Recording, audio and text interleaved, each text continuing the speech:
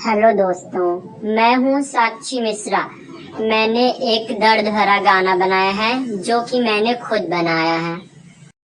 झूठो कैले रहला हो हो, झूठो कैले रहला वादा खैले रहला कसम, झूठो कैले रहला वादा खैले रहला कसम। हो प्यारो कई के भुला गईला हमके सनम, हो प्यारो कई के भुला गईला हमके सनम।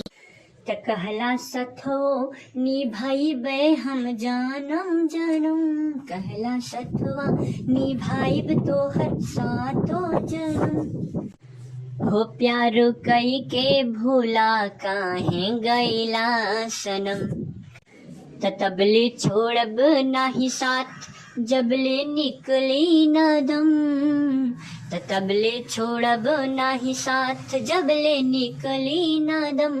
प्यार कई के भूला गईला काहे सनम, झूठो वादा हो झूठो वादा कैले रहला खैले रहला कसम।